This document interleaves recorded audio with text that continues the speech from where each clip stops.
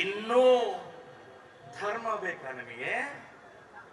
ಇನ್ನೂ ಭಯೋತ್ಪಾದಕರಿಗೆ ಧರ್ಮ ಇಲ್ಲ ಅಂತ ಹೇಳುವಂತ ನೀತಿಗೆಟ್ಟ ರಾಜಕಾರಣಿಗಳಿಗೆ ಧಿಕ್ಕಾರವನ್ನು ಹೇಳ್ತಾ ಇದ್ದೀನಿ ನಾನು. ನಿಮ್ಮ ಬಾಯಲ್ಲದು ಬಚ್ಚಲ ಮೋರೆ ಆಗಿದೆ. ಏನೇನ್ ಮಾತಾಡ್ತಾ ಇದ್ದೀರಿ? ನಿಮಗೆ ಶೋಭೆ ತರ್ತದೆ? ಮಾನ್ಯ ಮುಖ್ಯಮಂತ್ರಿಗಳನ್ನು ಹಿಡಿದು ಬೇರೆ ಬೇರೆ ಮಂತ್ರಿಗಳು ಕೂಡ ಏನೇನ್ ಮಾತಾಡ್ತಾರೆ. ಇಲ್ಲೇ 3 ಹೆಣಗಳು ಬಿದ್ದಿದ್ದಾವೆ. ಕರ್ನಾಟಕದ 3 ಹಿಂದೂಗಳ ಹೆಣಗಳ ಹೋಗಿದ್ದಾವೆ.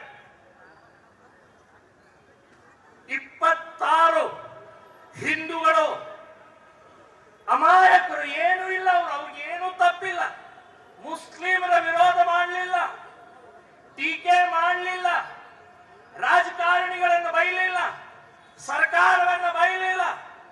ಅವರ ಪಾಡಿಗೆ ಅವರು ಆನಂದವಾಗಿ ತಮ್ಮ ಹೆಂಡತಿ ಮಕ್ಕಳ ಜೊತೆಗೆ ಕಾಶ್ಮೀರದ ಪ್ರವಾಸಕ್ಕೆ ಹೋದ್ರೆ ಅವರನ್ನು ಗುಂಡು ಹೊಡಿತಾರ್ರಿ. ಏನ್ ಪಾಪ ಮಾಡಿದ್ರು? ಏನ್ ತಪ್ಪು ಮಾಡಿದ್ರು? ಇವತ್ತು ಈ ರಾಜಕಾರಣಿಗಳು ಮಾತನಾಡೋದನ್ನ ಮೊದಲು ಅದನ್ನು ಮಾತಾಡಬೇಕು. ಆ ಹೊಡೆದವರು, ಸತ್ತವರು, ಅವರ ಮನೆಯವರ ಸ್ಥಿತಿ, ಈ ರಾಜಕಾರಣಿಗಳ ಬೊಚ್ಚಲ ಬಾಯಿ ಮಾತನಾಡುವಂತವರು ಒಂದು ಸಲ ಅವ್ರ ಮನೆಗೆ ಹೋಗಿ ಬನ್ನಿ, ಅವ್ರ ಮನೆ ನೋವು ಗೊತ್ತಾಗುತ್ತೆ. ಆ ನೋವು ನಿಮ್ಮ ಮನೆಯಲ್ಲಿ ಆಗಿಲ್ಲ. ನಾನು ಮಾನ್ಯ ಸಿದ್ದರಾಮಯ್ಯನವರಿಗೆ ಹೇಳ್ತೀನಿ, 22ನೇ ತಾರೀಕು ನೀವು ಅಕಸ್ಮಾತ್ ಸ್ವಲ್ಪ ವಿಶ್ರಾಂತಿ ತಗೊಳ್ಳೋಣ ಅಂತ ಹೇಳಿ ಜಮೀರ್ ಅಹ್ಮದ್ ಅವ್ರನ್ನ, UT ಖಾದರ್ ಅವರನ್ನ ಕರ್ಕೊಂಡು ನೀವು ಪಹಲ್ಗಾಂವ್ಗೆ ಏನಾದ್ರೂ ಹೋಗಿದ್ರೆ ನೀನ್ ಯಾರು ಅಂತ ಹೇಳಿ ಮೊದಲು ಜಮೀರ್ ಕೇಳ್ತಾ ಇದ್ರು. ಮೈ ಜಮೀರ್ ಹೂं, मैं कुरान पढ़ता हूं, मैं 5 बार नमाज करता हूं. हाँ, तू चल, बाजू चल तू.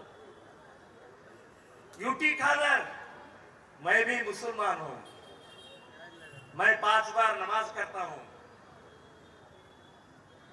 तू भी चल. तू कौन है? मैं सिद्धरामैया हूं,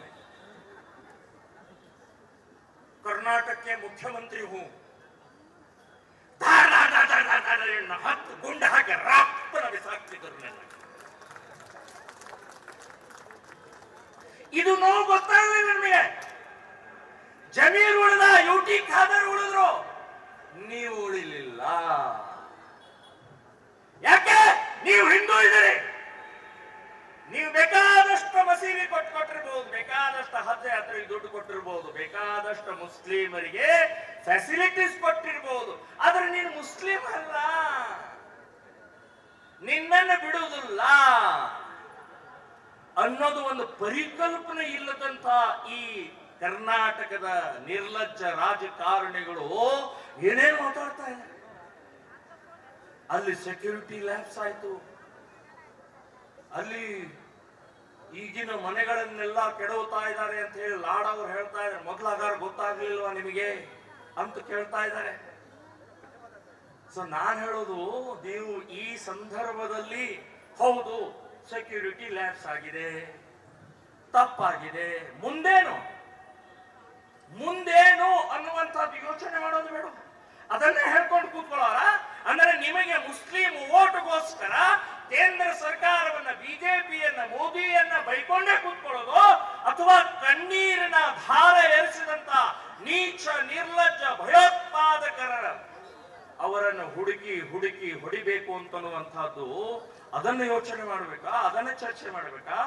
ದೇಶ ಉಳಿಸೋಗೋಸ್ಕರ ನಾವು ಮೋದಿಯವರ ಜೊತೆಗಿದ್ದೀವಿ, ದೇಶ ಉಳಿಸೋಗೋಸ್ಕರ ನಮ್ಮ ಮಿಲಿಟರಿಯವರ ಜೊತೆಗಿದ್ದೀವಿ, ಕೇಂದ್ರ ಸರ್ಕಾರ ಜೊತೆಗಿದ್ದೀವಿ ಅಂತ ಅನ್ನೋದನ್ನ ಹೇಳುವಂತಹದ್ದು ಬಿಟ್ಟು ಸೆಕ್ಯೂರಿಟಿ ಲ್ಯಾಬ್ಸ್ ಆಯ್ತು. ಬಂಧುಗಳೇ, ಭಯಾನಕವಾದಂತಹ ಸ್ಥಿತಿಗೆ ಹೋಗ್ತಾ ಇದ್ದೀವಿ. ಮುಸ್ಲಿಂ ತುಷ್ಟೀಕರಣ ಅನ್ನುವಂಥದ್ದು ಈಗಿಂದಲ್ಲ, ಕಾಂಗ್ರೆಸ್ 1947 ದೇಶ ತುಂಡು ಮಾಡಿದ್ದೇ ಕಾಂಗ್ರೆಸ್ನವರು, ಪಾಕಿಸ್ತಾನ್ ನಿರ್ಮಾಣ ಮಾಡಿದ್ದೇ ಕಾಂಗ್ರೆಸ್ನವರು.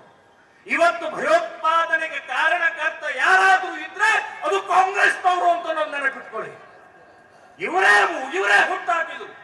ಈ ದೇಶದಲ್ಲಿ ರಕ್ತಪಾತ ಆಗಕ್ಕೆ, ಹಿಂದೂಗಳ ಕೊಲೆ ಆಗಕ್ಕೆ ಕಾಂಗ್ರೆಸ್ಸೇ ಕಾರಣ ಅಂತ ನಾವು ನೆನಪಿಟ್ಕೊಳ್ಳಿ. ಸೊ ಅಂತ ಭಯಾನಕವಾದಂತ ಇವತ್ತು ಈಗ ಸ್ಥಿತಿ ಬಂದಿದೀವಿ. ನಿಮ್ಮ ಹೆಸರು ಕೇಳಿ, ನಿಮ್ಮ ಜಾತಿ ಕೋಳಿ, ನಿಮ್ಮ ಹಣೆ ಮೇಲಿನ ಕುಂಕುಮ ನೋಡಿ ಇವತ್ತು ಹೊಡೆಯುವಂತ ಸ್ಥಿತಿಗೆ ಬಂದಂತ ಸಮಯದಲ್ಲಿ ನಾವೇನ್ ಮಾಡಬೇಕು? ಹೌದು, ಕೇಂದ್ರ ಸರ್ಕಾರ ಒತ್ತಡ ತರೋಣ. ಮೋದಿಯವರೇ, ನಾವು ನಿಮ್ಮ ಜೊತೆಗಿದ್ದೀವಿ. ಮಿಲಿಟರಿ ಸೈನಿಕರಿಗೆ ಹೇಳೋಣ, ನಾವು ನಿಮ್ಮ ಜೊತೆಗಿದ್ದೀವಿ.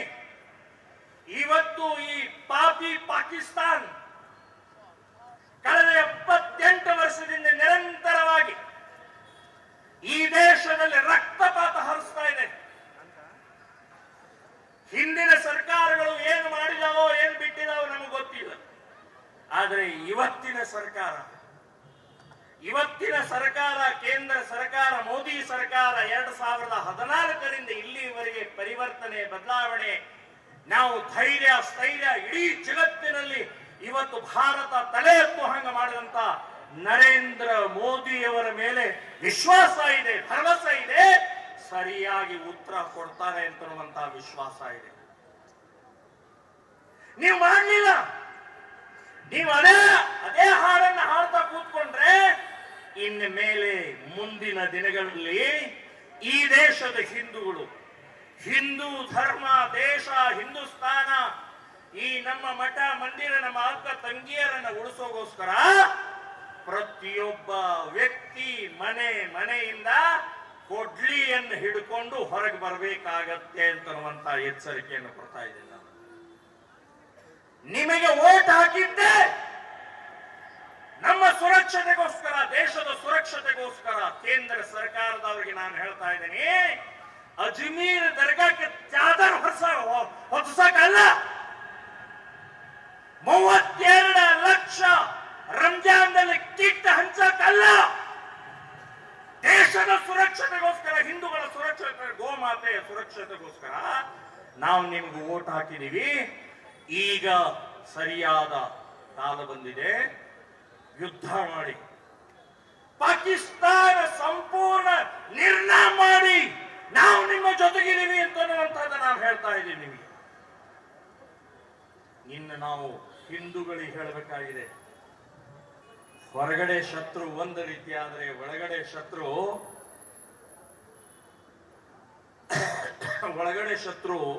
ಬಹಳ ಜನ ಇದ್ದಾರೆ. ಪಾಕಿಸ್ತಾನ್ ಜಿಂದಾಬಾದ್ ಅಂತ ಹೇಳ್ತಾರೆ.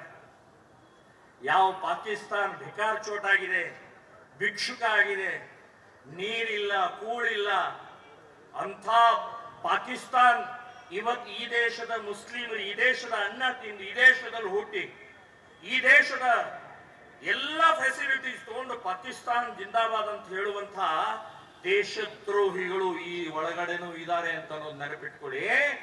ಅದಕ್ಕೆ ನಾನು ಹೇಳೋದು, ಗೋಮಾತೆಯನ್ನ ರಕ್ಷಣೆ ಮಾಡಬೇಕಾ? ಸಾವಿರ ವರ್ಷದಿಂದ ನಾವು ಪೂಜೆ ಮಾಡ್ತಾ ಬಂದಂತ ಗೋಮಾತೆಯನ್ನ ಇವತ್ತು ಈ ದೇಶದ ಮುಸ್ಲಿಮರು ಇವತ್ತಿಗೂ ಕತ್ತರಿಸ್ತಾ ಇದ್ದಾರೆ, ಇವತ್ತಿಗೂ ರಕ್ತ ಹರಿಸ್ತಾ ಇದ್ದಾರೆ, ಇವತ್ತಿಗೂ ಗೋಭಕ್ಷಣೆ ಮಾಡ್ತಾ ಇದ್ದಾರೆ. ಬಂಧುಗಳೇ, ಇದಕ್ಕೆಲ್ಲದಕ್ಕೂ ಉತ್ತರ ಒಂದೇ. ಪಹಲ್ಗಾಮ್ದಲ್ಲಿ ಅವ್ರು ಹೇಗೆ ಕೇಳಿದ್ರು, ನೀನು ಹಿಂದೂ ಇದೆಯಾ ಅಂತ ಹೇಳಿ ಗುಂಡು ಹೊಡೆದರಲ್ಲ, ನಾವು ನಮ್ಮ ದೇಶದ ಒಳಗಡೆಗೆ ನಾವೇನು ಮಾಡಬೇಕು ಅಂತಂದ್ರೆ, ಆಟೋದಿಂದ ಎಲ್ಲೋ ಹೋಗ್ಬೇಕು ಅಂತಂದ್ರೆ ಹೆಸರು ಕೇಳಿ ಆಟೋ ಹತ್ತಿ, ಹೆಸರು ಕೇಳಿ ಹೂವನ್ನು ಖರೀದಿ ಮಾಡಿ, ಹೂವು, ಹಣ್ಣು, ತರಕಾರಿ, ಚಪ್ಪಲಿ, ಮೊಬೈಲ್, ನೀವು ಯಾವುದೇ ವಸ್ತು ಇವತ್ತು ತಗೊಳ್ಬೇಕಾದ್ರೆ ಹೆಸರು ಕೇಳಿ, ಧರ್ಮ ಕೇಳಿ ಖರೀದಿ ಮಾಡಿದ್ರೆ ಮಾತ್ರ ಒಳಗಡೆಯ ಶತ್ರುಗಳನ್ನ ಮೆಟ್ಟಿ ಹಾಕದಂಗಾಗುತ್ತೆ ಅಂತ ಒಂದು ನೆನಪಿಟ್ಕೊಳ್ಳಿ.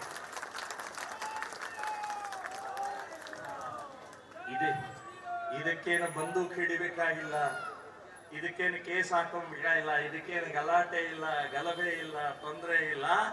ನಾನು ನನ್ನ ದೇಶವನ್ನು ಉಳಿಸೋಗೋಸ್ಕರ, ನಾನು ನನ್ನ ಗೋಮಾತೆಯ ಉಳಿಸೋಗೋಸ್ಕರ, ನಾನು ನನ್ನ ಹಿಂದೂ ಹೆಣ್ಮಕ್ಳ ಲವ್ ಜಿಹಾದಿಂದ ತಪ್ಪಿಸೋಗೋಸ್ಕರ ನಾನು ಹಿಂದೂಗಳ ಜೊತೆಗೆ ಮಾತ್ರ ವ್ಯಾಪಾರ ವ್ಯವಹಾರ ಮಾಡೋದು ಅಂತನ್ನುವಂಥದ್ದು ಇವತ್ತಿನ ಈ ಪರಶುರಾಮ ಜಯಂತಿಯ ದಿನ ಸಂಕಲ್ಪವನ್ನ ಪ್ರತಿಜ್ಞೆಯನ್ನ ಮಾಡಬೇಕು. ಎಡವಬೇಡ್ರಿ, ಮತ್ತೆ ಮತ್ತೆ ಅದೇ ತಪ್ಪನ್ನು ಮಾಡಕ್ ಹೋಗ್ಬೇಡ್ರಿ. ನಾವು ಬೆಳೆಸ್ತಾ ಇರೋದು ಕ್ಯಾನ್ಸರ್, ನಾವು ಬೆಳೆಸ್ತಾ ಇರೋದು ಪಾಕಿಸ್ತಾನ್ ಜಿಂದಾಬಾದ್ ಅನ್ನುವಂತ ವೈರಸ್ ಅನ್ನು ಬೆಳೆಸ್ತಾ ಇದೀವಿ. ನಾವೇ ಬೆಳೆಸ್ತಾ ಇದ್ದೇವೆ. ಮತ್ತದೇ ಅಂಗಡಿಗೆ, ಮತ್ತದೇ ಹೂವನ್ನ, ಮತ್ತದೇ ದೇವಸ್ಥಾನ ಭಗ್ನ ಮಾಡುವಂತ ಮುಸ್ಲಿಮರ ಕೈಯಿಂದ ನಾವು ತಗೊಳ್ತಾ ಇದೀವಿ ಅಂತ ಗೊತ್ತಾಗ್ತಾ ಇಲ್ವ ಹಿಂದೂ ಸಮಾಜಕ್ಕೆ?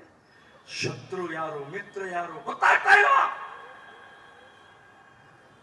ನೀವು ಕಲ್ಪನೆ ಮಾಡ್ಕೊಳ್ಳಿ, ಶಿವಮೊಗ್ಗದ ಆ ಕುಟುಂಬ ನಾನು ಇದ್ದೆ ಅಂತ ಕಲ್ಪನೆ ಮಾಡ್ಕೊಳ್ಳಿ ಒಂದ್ಸಲ, ಏನ್ ಪರಿಸ್ಥಿತಿ ಆಗ್ತಿತ್ತು. ಸೊ ಇನ್ನು ಮುಂದಿನ ದಿನಗಳಲ್ಲಾದ್ರೂ ಈ ದೇಶ ಧರ್ಮ ಉಳಿಯೋಗೋಸ್ಕರ ಈ ಪ್ರತಿಜ್ಞೆಯನ್ನು, ಈ ಸಂಕಲ್ಪವನ್ನು ನಾವು ಮಾಡಲೇಬೇಕು ಅಂತನ್ನುವಂಥದ್ದು ಈ ಸಂದರ್ಭದಲ್ಲಿ ಹೇಳಿ, ನಮ್ಮೆಲ್ಲರ ಭಾಗ್ಯ 500 ವರ್ಷದ ನಂತರ ನಮ್ಮ ದೇಶಕ್ಕೆ ಪ್ರಭು ಶ್ರೀ ರಾಮಚಂದ್ರನ ಜನ್ಮಸ್ಥಾನದಲ್ಲಿ ಮತ್ತೆ ರಾಮನ ಮೂರ್ತಿಯ ಪ್ರತಿಷ್ಠಾಪನೆ ಆದಂತ ಆ ಟ್ರಸ್ಟ್ ನಲ್ಲಿ ಕರ್ನಾಟಕದವರೇ ಆದಂತ ಪರಂ ಪೂಜ್ಯ ಪೇಜಾವರ ಸ್ವಾಮೀಜಿಯವರು ಟ್ರಸ್ಟಿ ಆಗಿದ್ದಾರೆ. ನಮಗೆಲ್ಲರಿಗೂ ಒಂದು ಅಭಿಮಾನ, ಸ್ವಾಭಿಮಾನ, ಹೆಮ್ಮೆ ಇದೆ. ಸೊ ಅಂಥವರ ಆಶೀರ್ವಾದ ಈ ಮುಂದಿನ ಸಮಯದಲ್ಲಿ ನಮಗೆಲ್ಲರೂ ಸಿಗೋದಿದೆ. ರಾಮನ ದೇವಸ್ಥಾನ ಕೊನೆಯದಾಗಿ ನಾನು ಹೇಳಿ ಮುಗಿಸ್ತಾ ಇದ್ದೀನಿ. ಇಲ್ಲಿವರೆಗೆ ನಾವು ಇತಿಹಾಸದಲ್ಲಿ ಮಂದಿರ ಒಡೆದ್ರು ಮಸೀದಿ ಕಟ್ಟಿದ್ರು, ಮಂದಿರ ಒಡೆದ್ರು ಮಸೀದಿ ಕಟ್ಟಿದ್ರು. ಸಾವಿರ ಇತಿಹಾಸದ ಪುಟಗಳಲ್ಲಿ ನಾವು ಕೇಳ್ತಾ ಬಂದೀವಿ. ಒಂದನ್ನು ನಾವು ಎಚ್ಚರಿಕೆ ಕೊಟ್ಟಿವಿ, ಬಾಬರ್ ಮಸೀದಿ ಒಡೆದು ಮಂದಿರವನ್ನ ಕಟ್ಟಿದೇವಿ ಅಂತನ್ನುವಂತಹ ಎದೆ ತಟ್ಟಿ ಹೇಳುವಂತ ಇವತ್ತಿನ ಈ ಸಂದರ್ಭದಲ್ಲಿ ಇದನ್ನೇ ಧೈರ್ಯ, ಇದೇ ಸ್ಥೈರ್ಯ, ಇದೇ ಶೌರ್ಯದ ಮೂಲಕ ಪರಶುರಾಮನ ಆಶೀರ್ವಾದದಿಂದ ಈ ದೇಶ ಉಳಿಸುವಂತ ಶ್ರೇಷ್ಠ ಕಾರ್ಯದಲ್ಲಿ ನಾವೆಲ್ಲರೂ ಭಾಗವಹಿಸೋಣ ಅಂತನ್ನುವಂತ ಈ ಸಂದರ್ಭದಲ್ಲಿ ಹೇಳಿ ನನ್ನ ಮಾತನ್ನ ಮುಕ್ತಾಯ ಮಾಡ್ತಾ ಇದ್ದೀನಿ.